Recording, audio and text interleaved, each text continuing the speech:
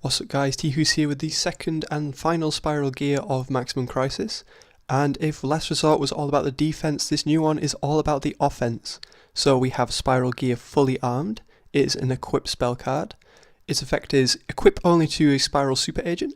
It gains 1000 attack, and if it destroys your opponent's monster by battle, you can banish both the opponent's monster and one other card your opponent controls.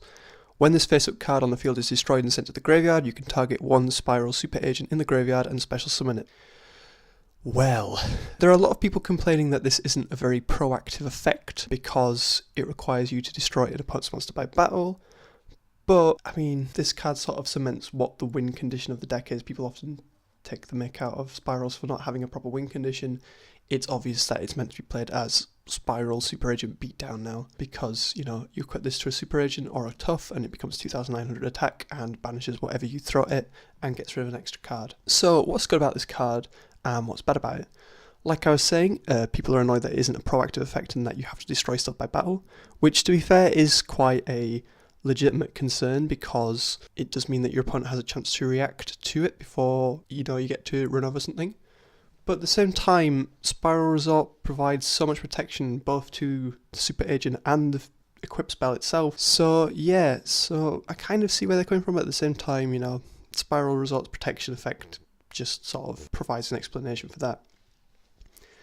What else about it? So the banish effect itself is really good. It's a non-targeting banishing effect, so it's non-targeting, non-destruction.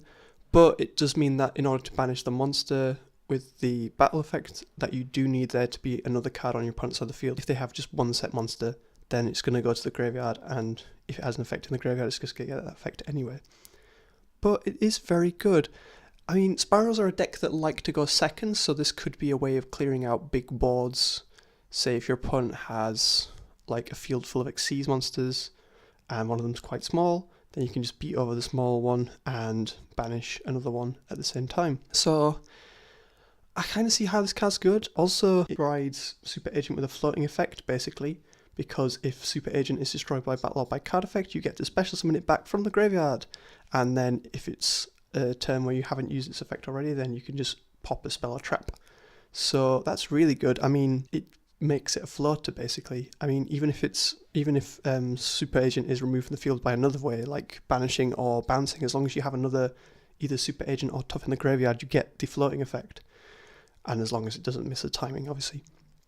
So yeah, I think it's a really decent card, because obviously it's searchable and provides sort of an offensive threat, which the deck kind of had before. I mean, Spyrals are a very much control-based deck. You sort of get ahead of your opponent, and then from there you control the game and you win. So being able to dismantle established boards more effectively, because, you know, you could do that already with Super Agent and Tough, but to have non-targeting banishing effect as well on top of that, even if they could potentially get rid of it beforehand, is really good. So yeah, I'm excited to see what the final Spiral card holds. It's going to be a Spiral Mission trap card, as I said yesterday, so hopefully it is not as bad as the other ones. So yeah, that's all I have to really say about this card, and yeah, if you like this video, please like, favorite, comment, and subscribe, and I'll see you later.